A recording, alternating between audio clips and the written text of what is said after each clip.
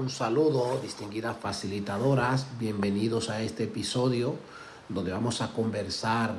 sobre cómo se maneja y se cuida el dinero en la República Dominicana, tanto en el sistema financiero y monetario como en el sistema de los impuestos. La idea de este podcast realmente es presentar así de manera sencilla cuáles son las leyes, las más importantes que regulan el dinero y los bancos,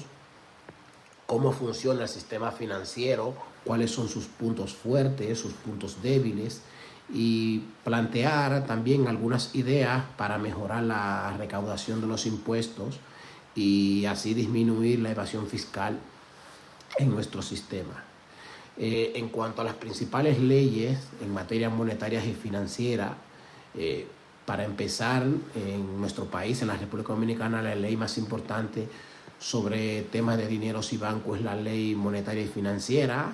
183-02. Esta ley explica cómo están organizados el sistema monetario, el sistema financiero del país, qué hace el Banco Central,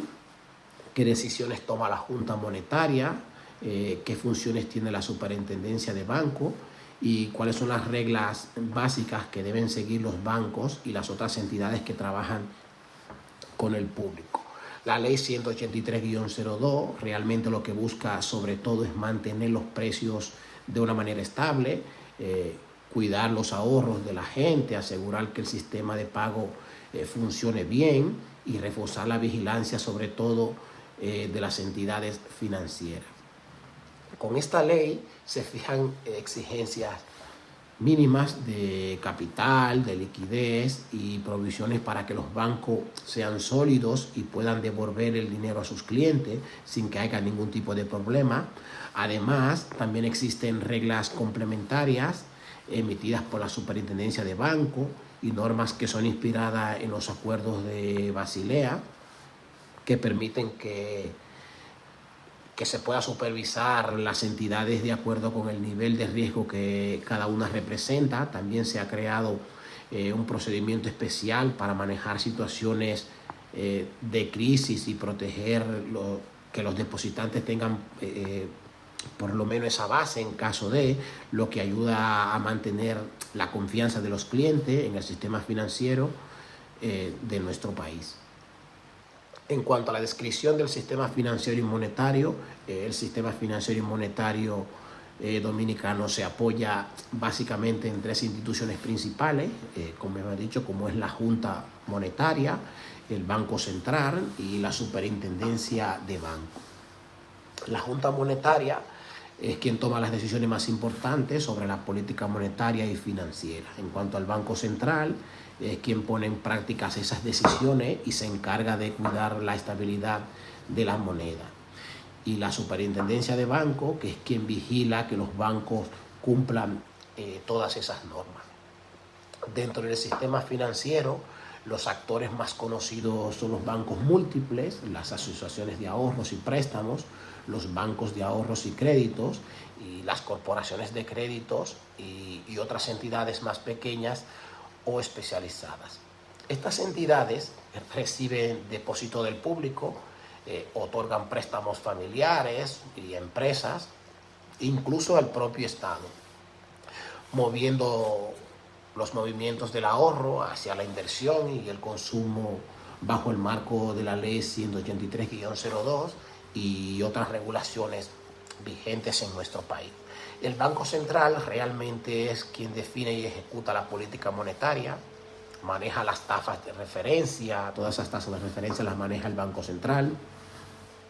es quien controla la cantidad de dinero que está puesto en circulación, administra las reservas internacionales y garantiza que los pagos entre los bancos se hagan de forma segura y de manera eficiente. Todo este conjunto de instituciones y reglas lo que busca es que la moneda no pierda su valor rápidamente, que el sistema financiero sea estable y que los ahorros de la población estén razonablemente seguros, que nuestro dinero esté prácticamente seguro.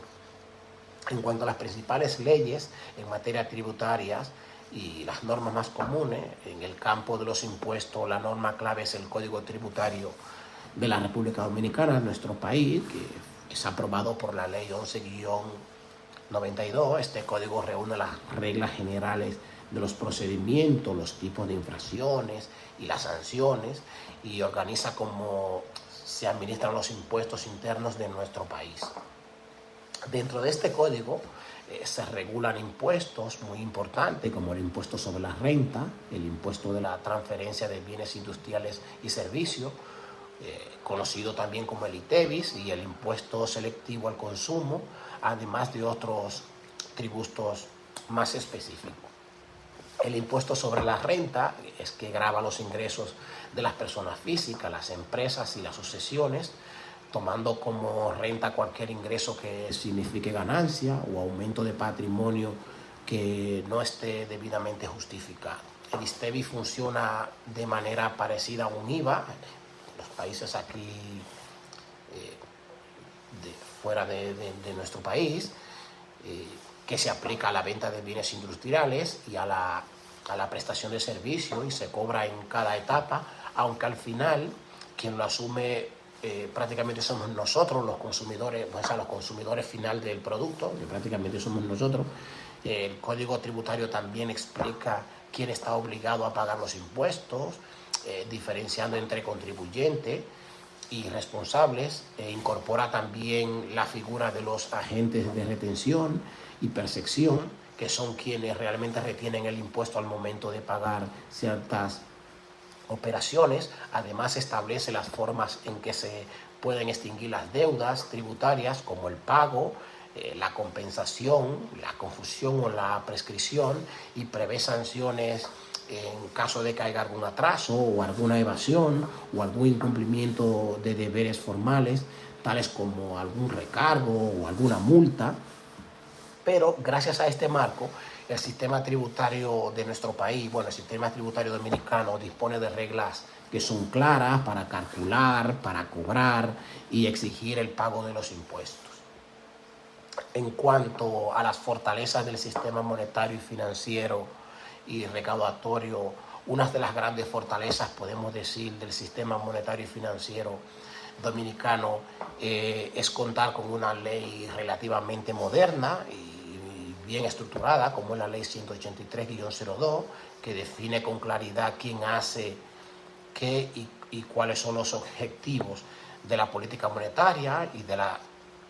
supervisión bancaria. Este marco realmente lo que ha permitido es aplicar una supervisión basada en riesgos, alineada con estándares internacionales, que lo que ayudan a que los bancos sean más seguros y a que el depósito esté mejor protegido. También es positiva la labor del Banco Central y de la Junta Monetaria en el control de la inflación y en el manejo de la liquidez del sistema, lo que realmente ha contribuido a que la gente confíe en la moneda y en las instituciones. Y a su vez la Superintendencia de Banco, que ha ido mejorando muchísimo sus herramientas de control y las exigencias de información y transparencia para las entidades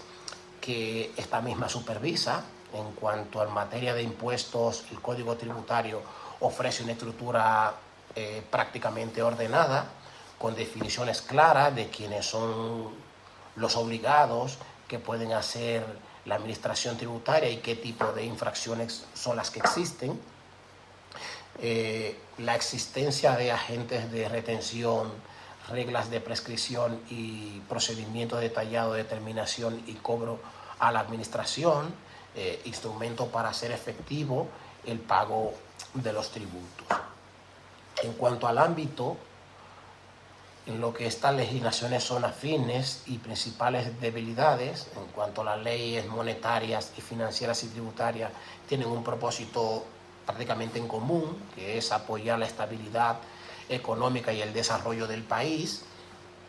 Las primeras se concentran en proteger el ahorro y asegurar que haya crédito suficiente, mientras que las normas tributarias se enfocan un poco más en lo que es en conseguir los recursos que necesita el Estado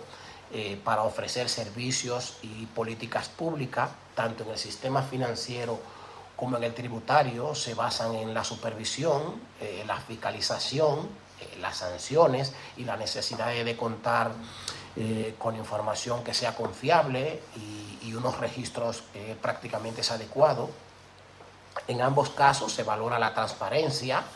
la lucha contra el fraude y la responsabilidad de los intermediarios, ya sea un banco o un agente de retención de impuestos.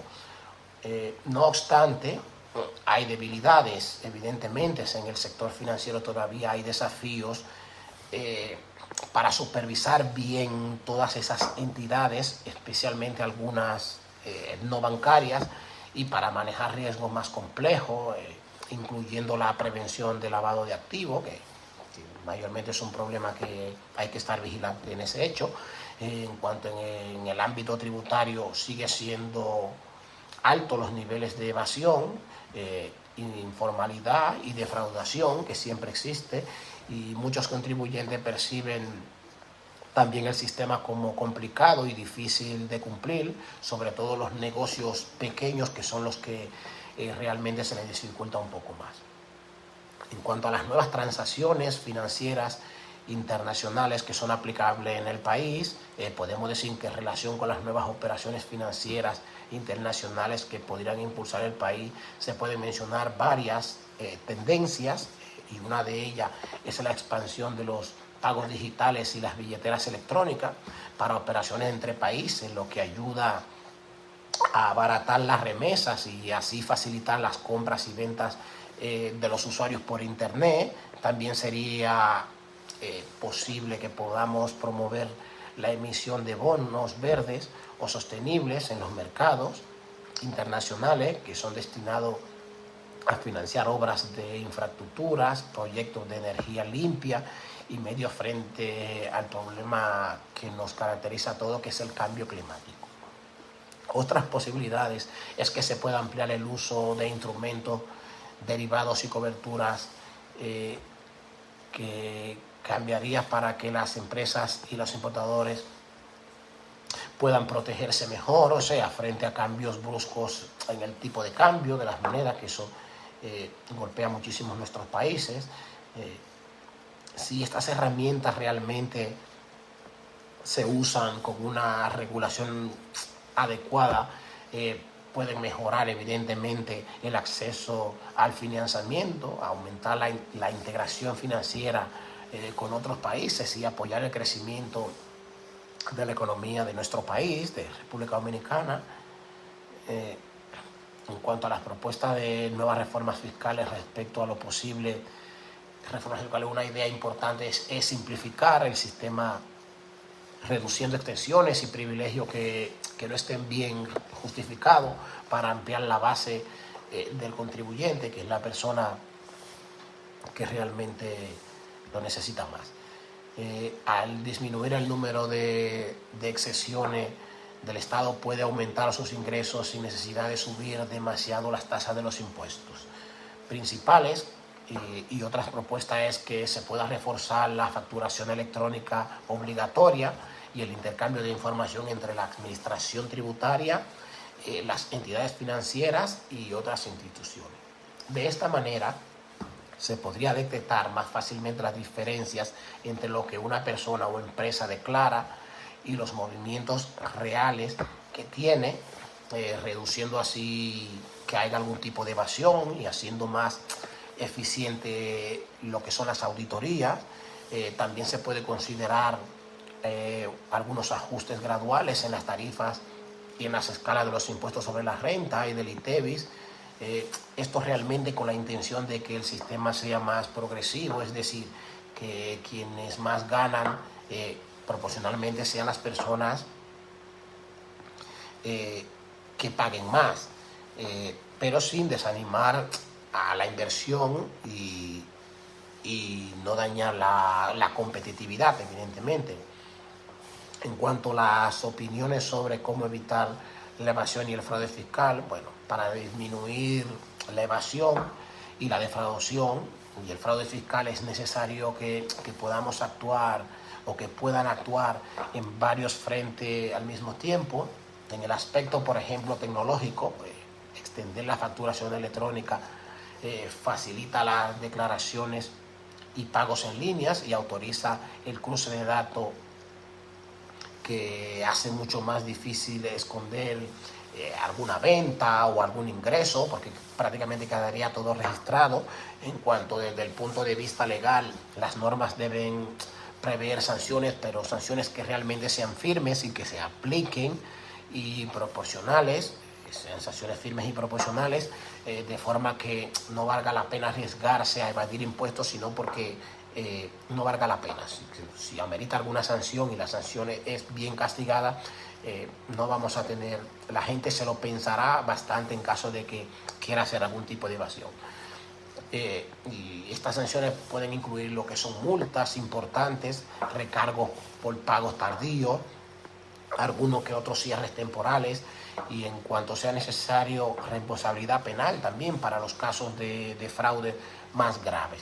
También es clave que se pueda fortalecer la cultura tributaria, explicando para qué sirven los impuestos y mostrando que se usan para financiar servicios públicos realmente, o sea, dónde va el dinero de la gente, para que haya un marco más de confianza en el contribuyente, en que se van en los servicios públicos, como decía antes, en las infraestructuras y en los programas sociales. Cuando la población realmente percibe más transparencia y mejor uso del dinero público, suele aumentar la disposición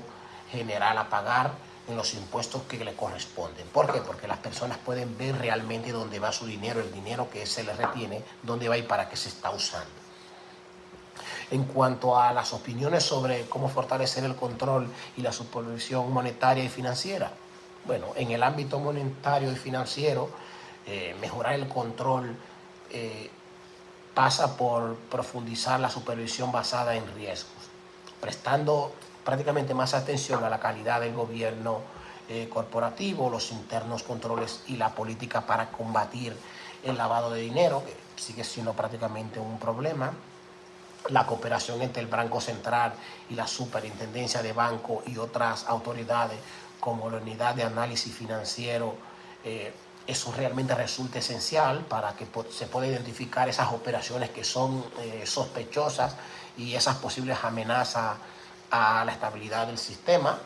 financiero. También es importante que la regulación alcance a sectores que han crecido pero están menos vigilados, como ciertas cooperativas o grandes o algunas plataformas de fintech, o sea, que se pueda garantizar que todas las entidades que manejan dinero público cumplan con los requisitos mínimos de seguridad y transparencia. Y por último, unir la información financiera con la tributaria, que esto ayudaría a tener una visión más completa de los riesgos y que se pueda prevenir tantos crisis financieras como altos niveles de evasión de impuestos. Bueno, y para finalizar, en resumen, quisiera decir que el conjunto de leyes monetarias y financieras y tributarias de República Dominicana le da a nuestro país una base importante para proteger los ahorros, apoyar el crédito y obtener los recursos que necesita el Estado. No obstante, quiero destacar que sigue habiendo retos, evidentemente, especialmente en la lucha contra la evasión fiscal, en la mejora de la supervisión financiera y en el uso de nuevas herramientas tecnológicas y financieras que refuercen la transparencia y la confianza de la ciudadanía. Gracias por escuchar este episodio. Hasta la próxima, distinguida facilitadora.